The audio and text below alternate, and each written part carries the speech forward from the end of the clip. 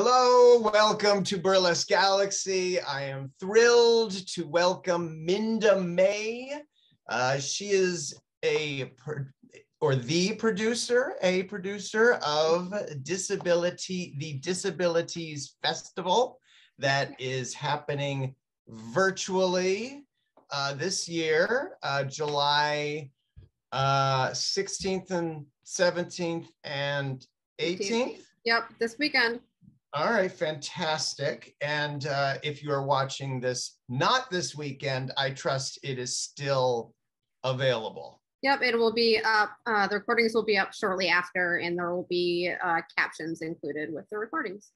Marvelous. All right, then we'll just go right to it. So why did you start the Disabilities Festival? At the time, I had an invisible disability and was just starting to find out about other performers with disabilities in the burlesque and drag community, and realized that we just weren't seen, either because we were really good at hiding them, or we weren't invited to be in shows, or we physically couldn't get on a stage, which is very common for folks in wheelchairs. And now I am a wheelchair user, and I'm finding how difficult it is to find venues, especially after COVID with our accessible venues closing. And so our original goal was to have an in-person 2-show festival and some classes that kind of gave disabled performers an opportunity to perform, but also brought visibility. And gave them a chance to kind of show off their talents, but also awareness for other performers and producers to realize that we may have a disability, but we're just as talented as everyone else. And sometimes we can do some cool things that other folks can't do because of our disabilities. So it's kind of, an opportunity for us to get out there, but also for disabled folks to realize that they were worthy and welcome on stage. We had a couple of people contact us this year saying, we saw the show last year virtually, and I had been wanting to start performing, but didn't until then because I didn't think blank. I didn't think that I would be welcome on stage, or a lot of folks applied and thought they weren't disabled enough. And my comment is, if you have to ask that question, you're disabled enough. So, yeah, it kind of gave visibility to performers and kind of awareness for folks that we're here and we're ready to hit a stage. So what difference has the festival made so far? Yeah, so we've had people reach out and say, I didn't know there was a place for me in the community, whether it be performing or even producing. People thought, that their specific disability wouldn't want to be seen on stage, which is a lie. Our brains tell us, we're our own worst critics, and we have ableist voices within our own heads. So, it's great for aspiring performers to see us out there. It's great for the performers that are in the show to kind of get some recognition for themselves. It's great for producers to kind of see what we have to offer. And we've had some people grab us after seeing our show and get us booked. It is kind of awareness in general, even for audiences, seeing that, a wide range of disabilities, whether visible, invisible, physical, mental, all of the wide, range, that we're just as talented as everybody else. And although we might look a little bit different, we can still sparkle. Yeah, well, it also opens the conversation up about what is beauty. 100%. 100%. I feel burlesque is, it embraces your conventional idea of beauty, but also it really, it's so open and shows that so much of beauty is not just conventional physical beauty, that beauty is a very, very amorphous idea and comes mostly from within. Yeah, and I think a lot of it is like our pre-programmed, I don't know if it's prejudices or like our notions growing up of what a burlesque performer is supposed to look like, or preconceived notions. And so we're kind of out there smashing the stereotypes of, and we have a wide range as well. So we have all identities, all genders, all types of disabilities, all ethnicities. We're really trying to make as many intersections with disability as we can, because we don't want to be the stereotypical burlesque show that does all white, thin female performers. We want to be, as diverse as we can, and diversity within disability is huge as well. And it's also hard enough for thin white bodies to get booked, but then you also have, it's kind of two minorities at one time. So if you're not thin and white and also you're disabled, both of them are hard enough to get on stage, but together we're really trying to show that everybody's valued on stage and everybody has a place on stage. Mm-hmm. It's interesting. You were mentioning before people being concerned that they're not disabled enough, that even within this situation, they have a weird fraud complex. Mm-hmm. It's really Imposter syndrome is real, even for people with disabilities. I've had a couple of people.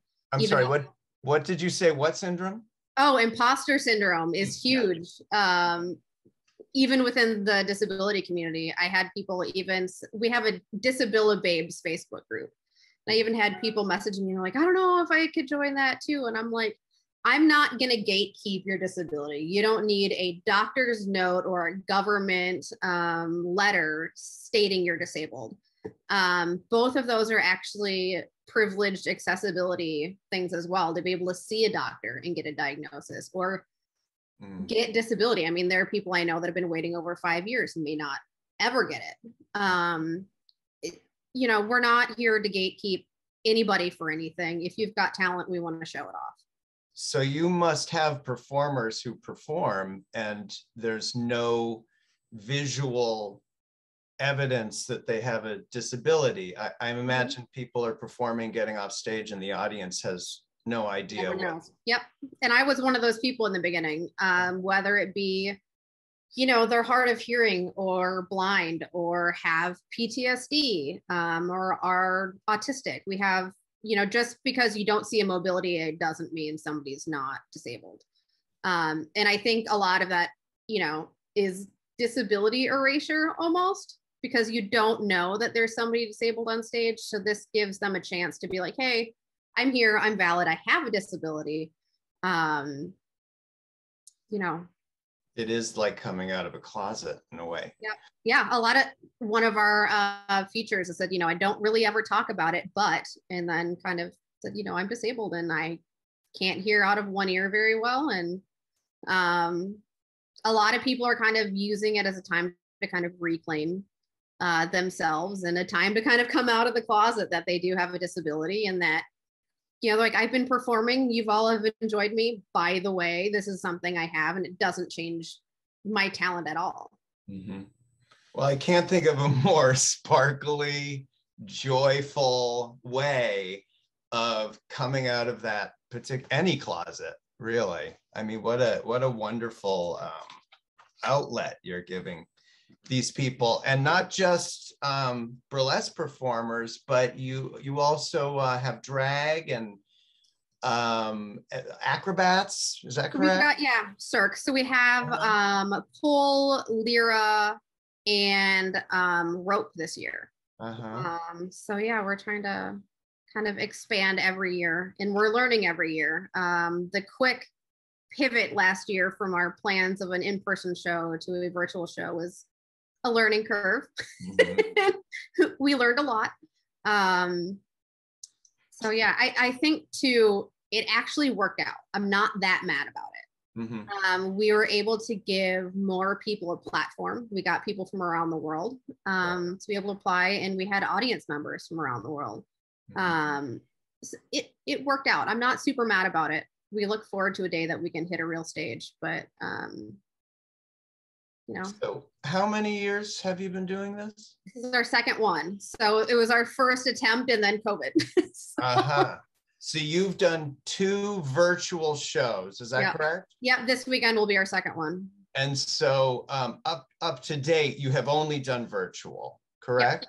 Yep. And so you are considering next year doing something live? Yep, so our hope is to do 2 live shows and then 1 virtual show. We will always have 1 virtual show going forward because we proved what a success it can be. It was also an accessibility feature because there are a lot of folks that can't get to a venue, whether it be because of mobility aid or they can't get on a plane or they can't leave their house. And so it gave an opportunity not just for people to, last year we had some live performances. This year it's mostly recorded. But for a lot of folks, being able to do like the multimedia style where they can record parts and then edit together is a lot easier on brains and bodies than doing 1 number all the way through. Right. And so we kind of want to keep that as an option for folks going forward. And even with our live in-person shows, we're going to be live streaming that as well. So people everywhere can still watch it, participate. Yeah. So in that regard, COVID did you a favor, I guess. Yeah, it was funny. We were going to be groundbreaking and live stream it and then also have some video acts projected on the back wall. And then COVID happened and everyone's like, we can do this too. So not quite as groundbreaking anymore. But I think honestly, watching everybody do that was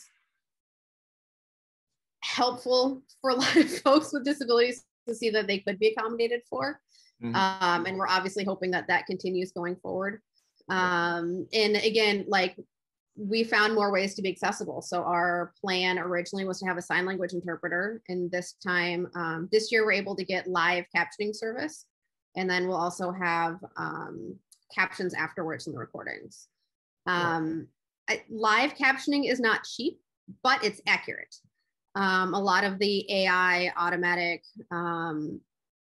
built-in captioning services try their best to guess. You've probably seen it on YouTube with music and you're like, it's not.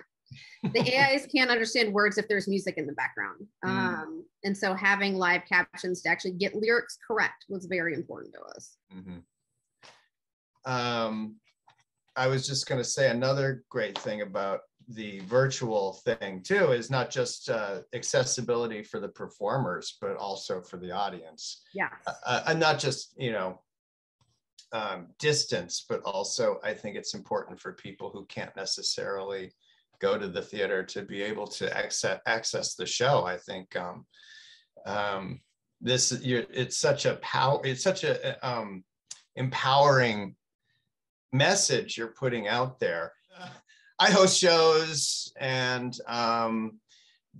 in the New York City area, and there's a lot of performers that have disabilities. And I find that at least in that moment, you can really change people's minds. That the glow of celebrity and the magic of that moment, and this person is given a chance to really wow an audience. I feel that I like to believe it alters how people look at things. Definitely. I think having us or, any disabled person on stage that, if the audience knows about the disability, they're going to see how powerful we are. And then they're going to kind of change in their brain their preconceived notion of what a disabled person is and take that into the world and their daily life. A lot of people assume a lot of things about disabled folks and we like proving them wrong. And if we can do it with a lot of rhinestones, I think it's even cooler. And a lot of people too in the audience are like, and I've had this happen where like, you know what? I saw you do a thing. Maybe I can do that too. And that's been really cool. I saw Jacqueline Box before I became a wheelchair user. And I went, we hate the word inspirational. It's inspiration porn. We hate it. However, within the disability community, I feel like it's okay to be inspired by someone else that may have the same disability as you. And although we have one of the same diagnoses, how they affect us is completely different. And just seeing how somebody with a mobility aid or a wheelchair could do things and perform and even do tricks that able-bodied people couldn't do, kind of helped me realize what I could do. Even though I started in heels, I ended up in wheels, and it's still fun. I love that. Yeah, I also with the acrobatics, I mean, if people are doing things that an able-bodied person could never do, I mean, that really, that sets a tone as well. I don't want to be triggering, but you inspire me. It's such like a weird line to go across. It's like, you know, people are like, oh, you're so brave to, you know, leave the house and get on stage. I'm like, no. Hey, anyway. So how can people support you now and in the future? Right now you can buy tickets to the show. So we're Central Time. And so our shows on Friday and Saturday are at 7 p.m. And then Sunday we have a noon show. After that, the recordings will be available. We also are partnering with the DisabiliTease Academy for 6 classes this weekend. And that's kicking off, and it's a school for disabled folks by disabled folks. And so it'll have, you know, movement classes. We have classes about how to fundraise that include both not only disabled folks, but also BIPOC. We have hands and faces, which is really important for us, people that may have some mobility limitations, to still kind of get across emotion. And it's something I struggle with. So I'm really looking forward to the class. And we even have one about accessible marketing. So how to market yourself in a way that's accessible to the most folks. And it's a school that will be continuing going for hopefully, you know, as long as we can keep it going. And that will be, right now it's planning on being all virtual with captions. Things will be live, pre-recorded, and then also recordings of live. And so coming to the workshops over the weekend and then coming to classes after that is great. And then our applications for next year will be coming out in the beginning of the year. And we will also be looking for sponsors for next year's show. We like sponsors. We do. Well, thank you, Minda Mae. You're incredible. You're, I don't know how you do it. I put together little booby shows every once in a while. I feel overwhelmed. I have a fantastic team. I'm not doing this by myself. So I thought of that in the school at about 2 o'clock in the morning. That's when my best ideas happen. But my co-producers, Baba Vashti and Lakota Shakar, if I didn't have them, this wouldn't be happening. All right, wonderful. Well, thank you, Minda Mae. Congratulations. Good luck.